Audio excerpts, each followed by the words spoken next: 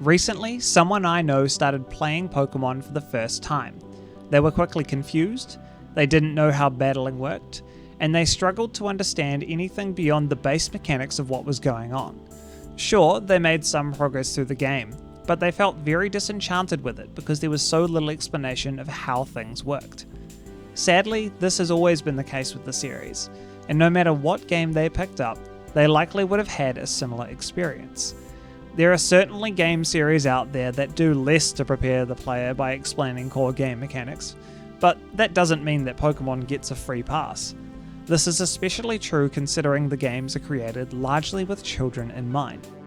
I want to look at how the core game mechanics in Pokemon could be explained better, and investigate the poor attempts Gamefreak has made thus far. I should clarify. I'll be looking at how different mechanics are explained in a selection of games starting with the first few, and suggest how they could be explained better. For example, I'm not going to address how abilities are explained, if at all, in every game from generations 3 through 9, because you should theoretically be able to pick up a game with abilities in it and learn about how they work without having to play 3 other titles. I will say that the trend has been improving over the course of the series, meaning that game mechanics were worst explained to players in the early games and better in newer games. I will also give them credit for always explaining one game mechanic really well: how to catch Pokemon. This is present in basically every game in some form or other, with all of the information you could want.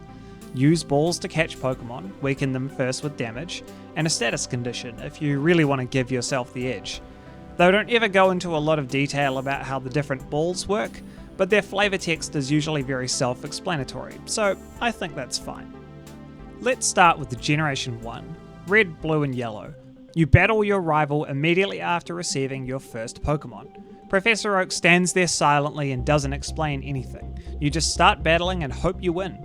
You try to deal enough damage to Gary's Pokemon to faint, and once it faints, you win. That's great. The player might reasonably ask, what do the different moves do? How is damage calculated? What are the move types? How does any of this work? And they would receive few answers. Attacks simply do damage, or they don't. Maybe they'd think to look up the move in the move tab to see what Scratch or Pound do, but otherwise, no dice. Good luck. If you persist through the first route and successfully roleplay as Oak's Mailboy, you might make it to the trainer's school. Oh good, somewhere where I can learn how to battle and discover battling's vast strategic intricacies.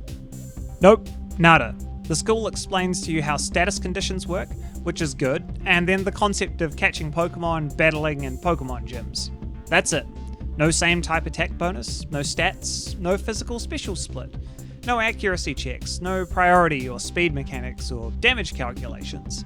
The player is left to dive into the laissez-faire market of forced animal fighting on site for money without so much as a guidebook. In some way, I think this is probably a good thing for Gen 1, because it would be a bit embarrassing for the devs to have to explain some of Gen 1's mechanics. For example, how would they justify why critical hit ratios are tied to the speed stat, so that faster Pokemon get more crits? How do you explain that an X accuracy eliminates accuracy checks altogether, so that supposedly inaccurate one-hit KO moves always hit? They saved a little bit of face here by leaving it a mystery, but brother is it a disservice to the player. Moving on to Generation 2. Were you hoping that they would explain how type matchups work rather than the piecemeal approach of random NPCs maybe saying something once in a while? Too bad. They did take the nice step of adding the old man in Cherry Grove City to give you the rundown of what's what, but he mentions nothing about how dark type attacks, a new type of Pokemon I might add, are always calculated using the special attack stat, or that female Pokemon in Gen 2 inherently have lower determined values than male Pokemon. Nothing like that at all. Also, while I'm noting changes since Gen 1, they divided the special stat into the special attack and special defense stats, and they didn't even mention it. Once again, figure it out on your own or perish. At Earl's Pokemon Academy in Violet City, the game does explain how confusion works, which is an improvement on Generation 1. If you forgot how status conditions work, it helpfully provides an exact copy of the status information from the first gen. It also explains that hold items exist now, and that Pokemon can make use of them in battle for different purposes. but nothing else. Overall, it's not good. Still nothing about how different type attacks affect different typed Pokemon to deal more or less damage, or how X items work.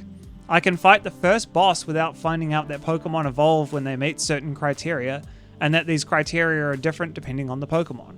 You might think I'm beating a dead horse at this point, but I really believe that trial and error or searching out external sources are not good ways for new players to learn how mechanics work in a game. Sadly, Generation 3 gave me more dead horses to beat, and the Trainer's School does absolutely nothing to change. The Pokemon Trainer's School in Pokemon Emerald is basically a carbon copy of Generation 2, despite Generation 3 introducing substantial mechanical changes and the introduction of both double battles and abilities.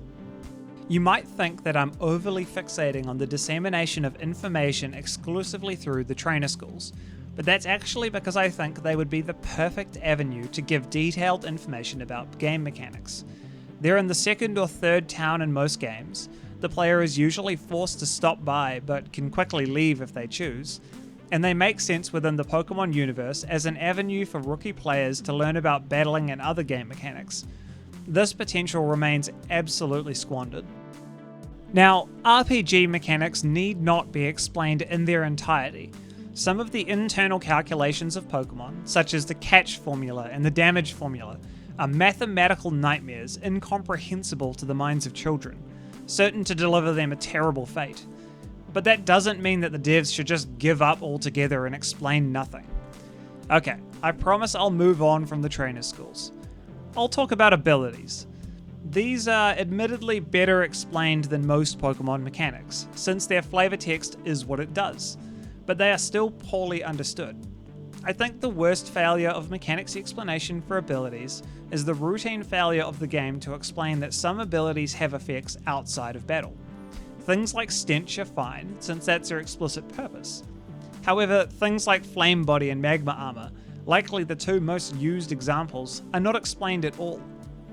Never mind that rapid egg hatching is extremely useful to players. Players should never be able to easily access this information from sources within the game, the devs decided. Did you know that Arena Trap doubles the encounter rate for wild Pokemon? Had you heard that Compound Eyes increases the chances of wild Pokemon to hold items? What about Pressure's hidden effect of raising the chances for wild Pokemon to appear in the upper threshold for their level groups? The devs kept it secret. They didn't want you or I to have the forbidden knowledge that Pokemon with Keen Eye have a chance to prevent encounters if they're in the first party slot. Now, look, I'm not saying that they have to explain things down to the numbers and percentages of each mechanic. That would be over the top. But it would not have been that hard to include this information in a journal that the player can keep a track of, or in the Pokédex, or in some other way. I also want to talk about stats, and speed specifically. Now, I think it's reasonable for players to interpret that if you have a higher speed stat than your opponent, then you will attack first. This is fine, it generally makes sense. However, I do have a gripe with priority mechanics. These are never explained in full detail. Moves like Quick Attack and Mark Punch always go first, since their move text explains this. If it was as simple as +1 priority for these moves and -1 priority for things like Vital Throw, that would probably be fine. But by Generation 3, the hidden levels of priority moves have already expanded to go down to -6 priority for moves such as Roar and Whirlwind, and +5 for moves such as Helping Hand. Players have no way of discerning why these moves go when they do, and even in a casual playthrough, making smart choices about how to play. Now, I think I've talked enough about how badly the games do at explaining mechanics up until Generation 3. I think they reached something of a turning point with Generation 4, where the prevailing attitude shifts towards, maybe we should explain some of the mechanics a little bit. This is where they finally fixed the physical special split to make sense and started explaining it, and the Trainer's School gives you information about 3 of the different type matchups out of the 364 total. I'll put a positive spin on that and say that they were taking baby steps. In the interest of making a video that isn't 40 minutes long, I'll quickly cover some of the more modern improvements later games have made in explaining mechanics to new players. From Generation 7 onwards, Sun and Moon, Type effectiveness information is shown when selecting moves for Pokemon that you have already encountered in battle. This is good and makes more sense logically. You've seen the Pokemon before, you know it's a Steel type and therefore it resists Rock type attacks. The aforementioned physical special split is probably the best explanatory change they made from Gen 4 onwards, because before that you simply had to know that the evolutions plus Dragon are special type attacks and everything else is physical. So, good job there. Now, you might be wondering at the end of this, why does it matter? If Gamefreak wants to keep their game mechanics shrouded in mystery, then isn't that their prerogative? Can't Pokemon just be for a specific audience who either already know the mechanics from years of playing or external learning? And yes, of course they could do that, and that would be an okay thing for them to do if that's what they really want to do. But I think it would be better if they made some effort to explain the mechanics a bit better, both for maintaining their existing fan base and building a younger one. I have to acknowledge that video games generally have improved quite a bit in explaining game mechanics in fun and interesting ways since Pokemon first hit the scene in the mid-90s. In the context of the 2020s, younger and newer players need, and to a degree have come to expect, to be able to understand game mechanics in video games. For many, understanding how game mechanics work in order to exploit them is a way to maximize enjoyment of said game. Repeatedly not explaining basic mechanics in this day and age is just going to help people disengage from your product. For a franchise that would rather shut up shop than go one calendar year without a new game or a DLC, people stopping buying the games is not a good option. Secondly, it makes for a more seamless playing experience for older players being introduced to new mechanics. Terastallizing in Scarlet and Violet is a great example of where they put in more effort to explaining new mechanics to all players. Because of the effort they made, you now know what it does, you know how it works, and you know how you can tinker with it as you play. If they could devote this energy to explaining all of the mechanics, the games would be a lot friendlier to new players. I have some hope for this, as the side quests in Scarlet and Violet go some way towards what I wanted from the early games. Mechanics such as type, power, stats, and category are explained immediately through the Battle Studies class, which is optional, meaning that experienced players can skip it and new players have an early venue to learn the mechanics in nitty-gritty detail, as Dendra says. It's not perfect, as it pretty much immediately starts shilling for new gimmicks, but it's a night and day difference from Generation 1. I hope that the franchise maintains momentum in improving explanations of game mechanics, since I enjoy playing Pokemon and want to see other people be able to pick them up and understand how they work.